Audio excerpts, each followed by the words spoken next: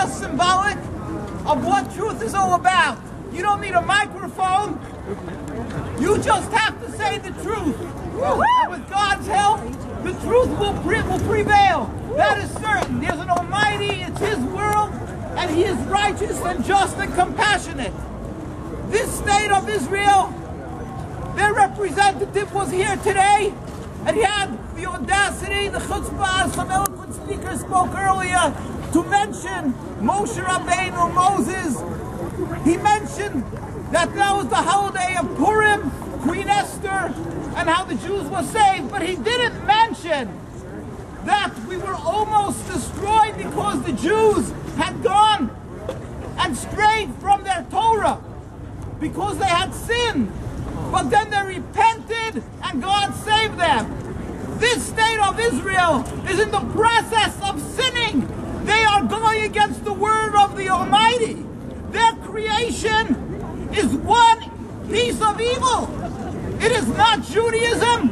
Part of their evil is that they've hijacked and stolen the name of Judaism. They've stolen all our symbols. They have no morals because they have a political goal and a political issue, and morality, godliness, holiness has nothing in the equation. Therefore, they have no compunctions with taking our name of Jews, of taking the name of what Jews gave their lives for thousands of years to uphold the Torah, which in the Torah says, thou shalt not steal, thou shalt not kill. It happens to be that for 2,000 years we were dispersed amongst the nations in exile, and we were commanded that we are not to make even 1 inch of Jewish sovereignty, regardless if it's in an inhabited or uninhabited land. And the rabbis, when the idea was broached of making a Jewish state 100-odd years ago, all the rabbinical authorities stood up and said, no, we have a God who protects us. Different than what this fellow, this guy, Netanyahu, said, that we have a state that protects us.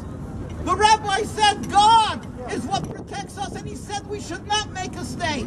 And you're just incurring the wrath of God. And by compounding this sin, this terrible crime and sin, by building this state on the heads and shoulders of a people, of good people, of godly creations, of people of the human race, the Palestinian people, you're just compounding your rebellion against God and incurring, God forbid, God's wrath.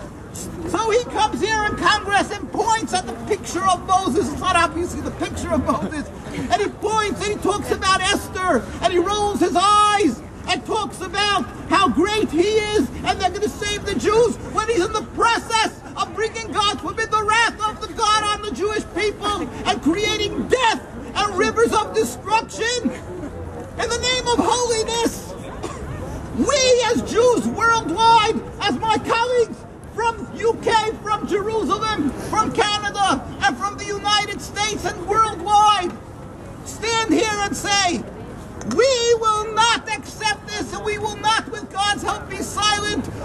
Will you using our name and our holiness to commit a crime and to try to ensnare our distinguished members of Congress into your crime and bringing further death and destruction on God's creations? Evil always clothes itself in holiness. Evil always portrays itself as righteous. But one has to use a little logic, a little knowledge, and a little courage to stand up and say, let me see for myself, is he telling the truth or not? If Netanyahu would be telling the truth, why is it, as Mickey Pellet said, is the Jews in Jerusalem who lived there for hundreds of years, the Neturei Karta, and all the other people of Jerusalem who lived there in peace and harmony with the Palestinians, with the Muslims and the Christians, and the other Jews around the world, why were they so adamant in opposition against this great wonder of the state of Israel? Why? Because it's a lie! Yeah. Why? Because it's a crime! Why? Because it's a Nakba! It is the greatest Nakba that we are living through today! And they're trying to ensnare the whole world from this river of blood to make it an ocean, God forbid, of blood. They want to make this a world issue, and then to condemn Iran. And he mentioned the Ayatollah Khomeini. He mentioned 103 times Iran in his speech. He mentioned the Ayatollahs there. He said Ayatollah Khamenei, but he didn't mention that Ayatollah Khomeini said, I differentiate between Judaism and Zionism. Between Jews and Zionists. He so conveniently forgot that, although he was able to scratch up all the way to Moses. But the Ayatollah Khomeini, he missed what was going on.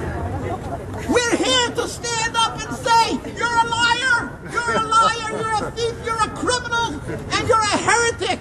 Don't mention my Torah. You're a rebel against God. And we as Jews stand up and say again, Zionism is not Judaism. No. Zionism and the state of Israel is diametrically opposite to what the Judaism is and what the Jewish people around the world, true to the Torah, stands for and will continue to stand for. And we will never, never, with the help of the Almighty, accept your rebellion. And we look to God, who doesn't need a microphone. We look to God that He should bring, God help, a speedy and peaceful and total dismantlement of this impediment to peace called the Zionist state of Israel. It will come. It says in our Torah, God says, why are you rebelling against me? You will not be successful. This state cannot be successful. It can never be successful because it says so by the creator of the world. Not 10 years past that they don't have a major war, of which they ended by celebrating how great they only lost so many and so many people while the other side lost so many more. I won't continue, it's raining now, but let me tell you something. We know that God is compassionate. He will bring an end. We look to Him to bring, that He should bring a speedy and peaceful end of this country, the state of Israel, that we can once again, as Jews, show our appreciation to the Muslim nations, the Arab nations, that have provided for us a home, a safe haven.